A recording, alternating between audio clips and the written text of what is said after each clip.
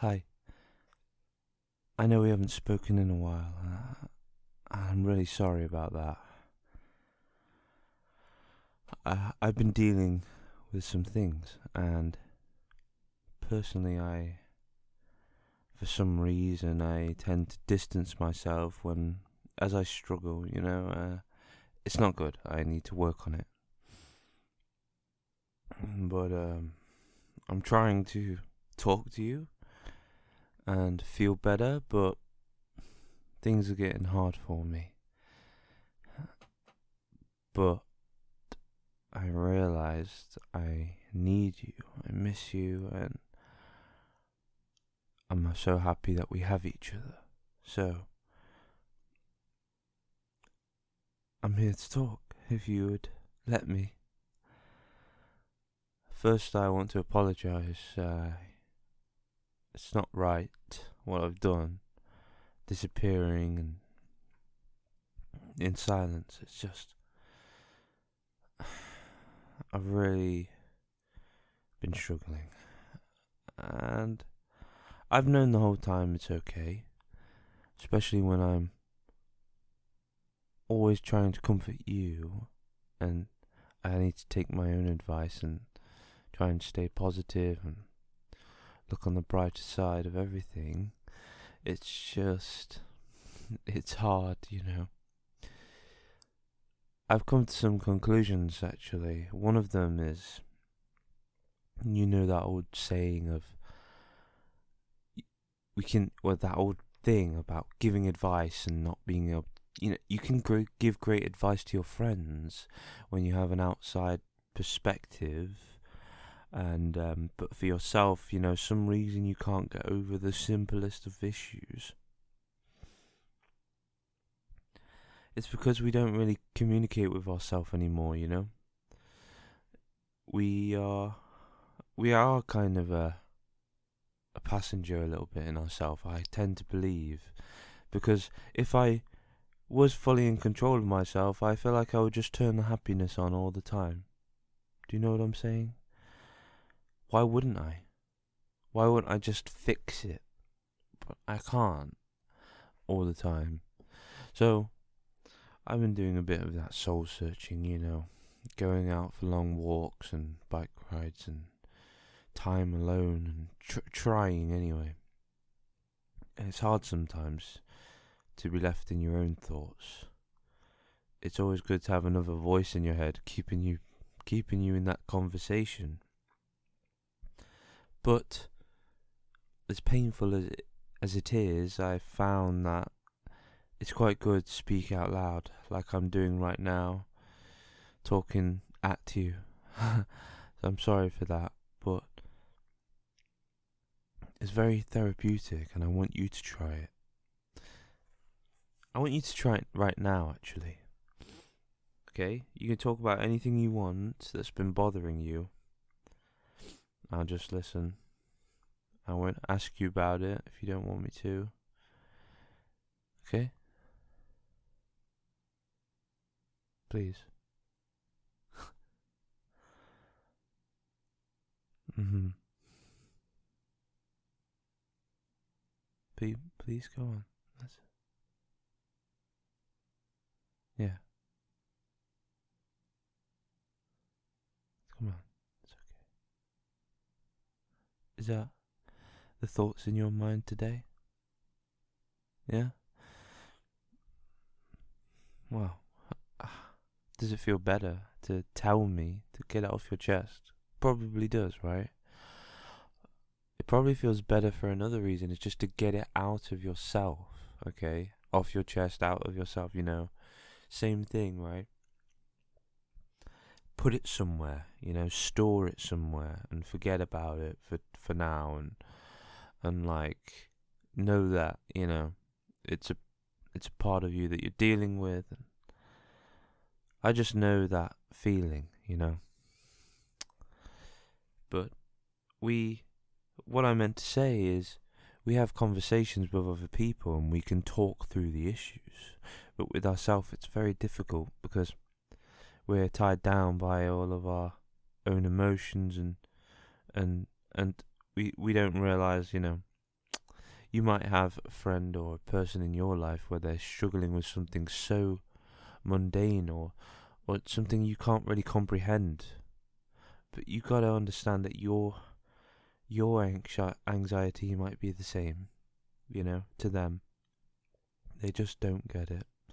They don't get why you're the way you are. But it doesn't matter, It doesn't matter. It's all just it's got its own relevance to ourselves. So I just want to say that it'd be useful to keep a diary or something like that. It's such a great way of having a conversation with yourself. See what I'm saying? Is because sometimes you actually, as dark as it sounds, you might not be able to rely on anyone else. You might not have anyone else to be what you need at that moment. You might, or it might be your problem too, that you can't trust anyone. But anyway, you've always got yourself, and I want you to remember, you are the best person in the world to yourself. The most important. You come first all the time. Put yourself first. And I guess what I want to say to you, darling, is I've been putting myself first a little bit, okay? And it's not because I don't miss you. It's just I've had to, I've had to deal with some things, and it's been hard. I won't lie, it's been hard, but it's getting better, and it gets better over time, and every time you go through the same battle, you do come out on top a little bit more. And there's never a moment where it switches. It's a slow, gradual thing that happens over many years even, and you'll look back one day and be like, oh, I've actually fixed that, and you wouldn't even realise that you've done it. So keep trying to have that conversation with yourself, okay? Because I hope I haven't left you out to dry. I want to say that is, since I've been gone, I've been worried about you the whole time. You know that. But I've had to try not to as much. I've had to try and worry about myself. Do you understand? I want to be there for you, I do, but I have to be there for myself first, And now I'm here. I feel like, excuse me, may I have a drink?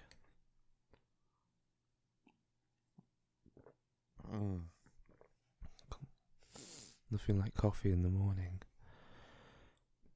I feel like I'm ready to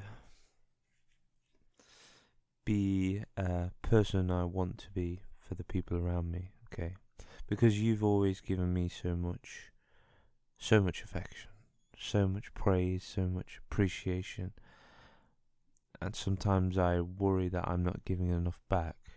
I worry all the time I'm not giving you what you deserve. And I don't want you to leave me, as selfish as that sounds. I wouldn't want that to happen, but the main reason is I want to know you're okay. So, I thought we could have a chat, See, we've talked through it all now. 9 minutes of pain, I would say, to think about it, to think about the issues in our life. Do you understand? Think about the thing that's hanging over our head like a guillotine, and it's not necessarily a thing. You can actually feel these feelings over nothing as well, and it's all valid, So don't feel like you ever need to apologize to yourself either, okay? For you might have severe feelings of inadequacy. In that comes in many forms. And actually, life has a way of being so balanced unfortunately, whenever you're on a high, whenever you're starting to understand or feel good in your own skin, something just comes along the opposite side of the road and just like slaps you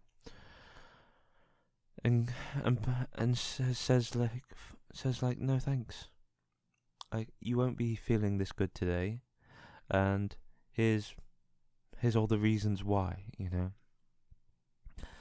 and it's sometimes I see it as a way of me staying motivated and all these kind of things. It's my pain is a fuel, but I realize you can actually, it's not a way to live, to tackle with that pain and to live in it and be in a sort of whirlwind of fire, I prefer to love myself. It's been so much better just to realize, even when the pain comes along. Recently, something happened to me. I don't want to be specific if you don't mind, but it made me look at myself in disgust again. It brought it back up. It made me think of myself in a way that I don't want to think of myself. And I'm trying, actually speaking to you is really helping, to look at it and love myself and see that there's some sort of positive to it. I don't want to speak about it specifically, I really don't, but I was kind of a victim to something, and I don't really want to be that victim. But if I am a victim, I hope it helps someone,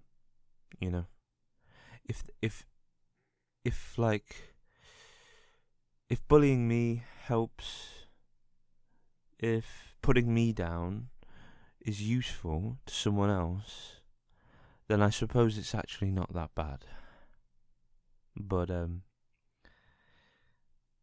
most important thing is to realize that they're wrong, that there's hatred in them, and I don't want to begrudge anyone for being hateful, because I'm hateful too, and we all have it in us, the capacity, right? And especially, when I was younger, and I hadn't had time to work through all of the hate in my heart. Now I'm on the receiving end of other people's hate. Sometimes I've felt it in my life recently, and it's just understanding that is helpful. Understanding you are a bit of a punching bag, and it can be anything. It can be family or friends or work or whatever, relationships. But anyway, I've missed you, and see how I feel like I can talk to you about anything is totally purifying for me. Realizing that I don't have to hide anything, and it's my lowest moment, maybe, my lowest feelings. If I can get them out, if I can express them in some way, then that's useful. So, yeah, thank you. And I'm sorry I've been gone, I think it's okay, though. Having personal space is very important. I'm a very big romantic person, you know that. I believe in, soulmates and absolute devotion, and, I'm a monogamist at heart. And even then, I still have to recognize now the personal space, the identity of being yourself, because it's really hard to love yourself if you're attributing all of it to someone else, or most of your positives to someone else. Maybe you've had your heart broken in the past, and you know how that feels to have to redefine yourself now, because that person was your everything. you have to keep grounded with yourself first, okay? So there's nothing, I'm just saying this because there's nothing personal about me leaving you. It was, I didn't leave you, I told you that, right? You knew I was always going to come back. It's just, I've been finding the time to deal with myself, and it takes a lot of time sometimes. The whole point is you can't rush it, you have to feel it and know when the right time is, But I hope you feel that too, and maybe you don't, Maybe I think maybe it's, there could be a difference between a man and a woman, or me and you, and a personality type, and all of these things. Maybe you're not like me, in that way, and you constantly crave a strong bond with someone. Of course I do. I just don't know what it is. I need that conversation with myself, It does seem contradictory because I say I'm a romantic, and you might feel like I'm pushing you away. It's not like that. It's really not like that. And you can think that as much as you want, but it's not true. It's not.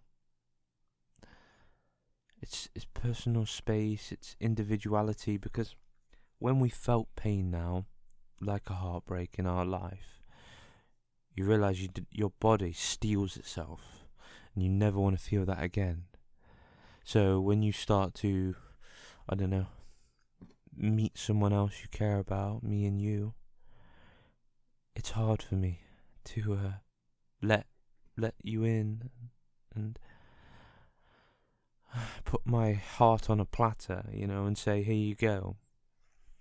You have to keep a bit of it to yourself. It's like you cut off like a bit of the cake and you kept that bit, You keep that bit before you take the rest of the cake to the party, And we can have that big piece of cake now. But somewhere in there's a little piece that I have to keep for myself. That's good for me. Some days it's a bigger piece, Some days it's a smaller piece. Some days I don't know, but it's always kindness, that. I never have a bad feeling towards you ever. You know that. Please say you know that. I'll always miss you. I'll always think about how great you are, just smiling at all the memories we have, and the moments I will go past something or do a thing and I'll be like, oh, this is a memory that I cherish and miss, and that time's important too, the reflection time, all of it. It's painful though, personally I feel like I'm always listening to a podcast or something to keep my mind ticking, ticking over, and trying to stop it from having that painful conversation with itself, right? The conversation comes up and you just think, oh, I'm just going to blur it out now. Stick a podcast on, stick music on. That's the way I feel. Watch a movie, watch a YouTube video about some drama, or see someone else, see a thing on Reddit. It's like it kind of, we're always consuming, okay? It's a bit, a bit conspiracy, I guess, but we're consuming so much, we forget to have that conversation with ourselves, okay? But I have to say, I kind of got sick of myself recently. And that's the problem. But having this conversation with you is so helpful to me right now. I gotta say that. And I hope it's helping you. I'm like, can't wait to hear all the things that you're feeling, in more detail. I want you to go out and come back and study this and try something and be be that person, be someone who has a conversation with yourself, get to know yourself, and start loving it again, okay? You do have a proud ego in there, in a good way, because I do too now, and it got buried a bit. It gets buried by feelings, and it can get buried by what people say, unfortunately, hurtful things. That's what happened to me, and my happiness got buried along with it, because maybe my happiness was too tied to my ego. Do you see what I'm saying? Maybe it's important to fix that every now and again too. Your egos recognize you are quite insignificant, okay? You are one person out of billions, and that's quite freeing. It's quite it's a very cheesy kind of old phrase, but you realize you're not in control, and then you're set free, and it's so true, okay? If you're worried about the way you look, it applies. If you're worried about your job, you don't have any friends, or whatever ails you, even, you could be in a terrible, traumatic situation. I mean, that requires something unbelievable, some feat of unbelievable strength to overcome, and you know that you will overcome it, because everyone overcomes trauma, don't they? They always do. You know you will, because you've seen everyone else do it. They get through it, they survive, and they are different because of it. It affects them, and that shows that they care, but they always come out on top. They do. Everyone does. We do. We will beat it. I'm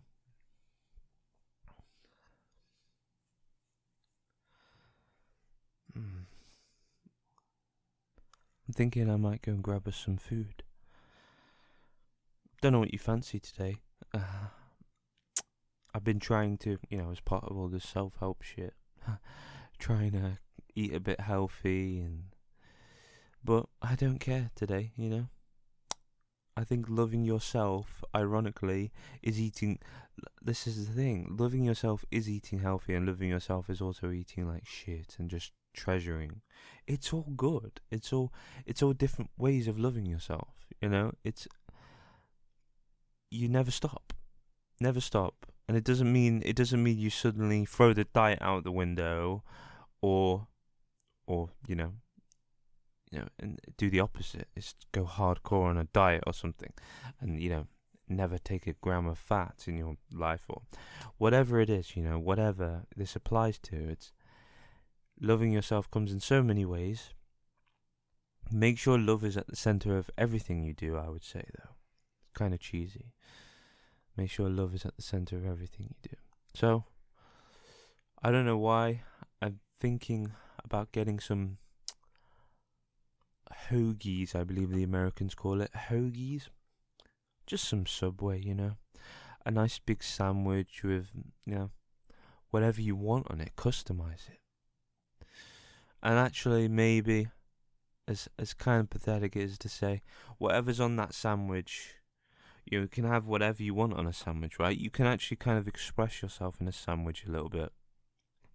You want pickles, you want lettuce, you want...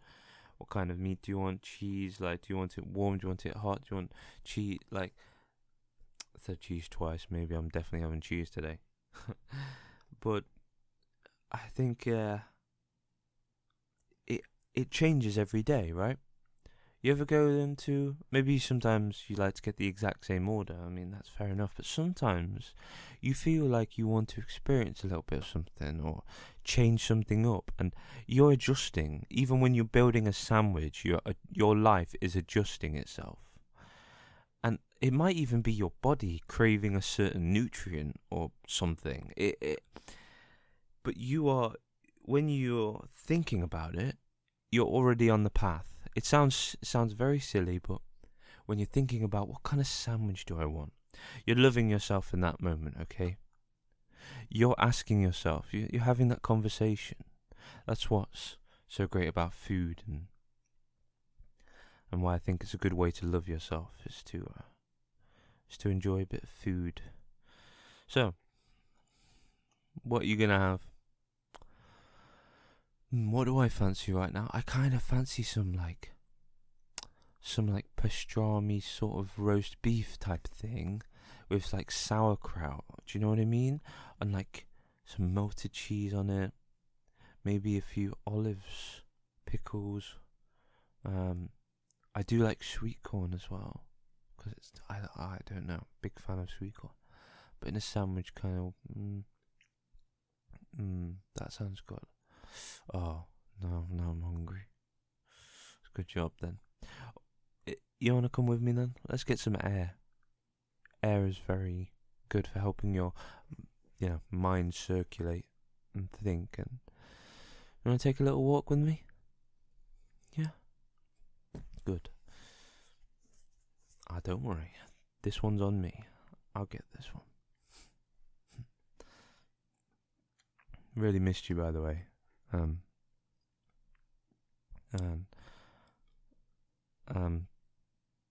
Thank you for being there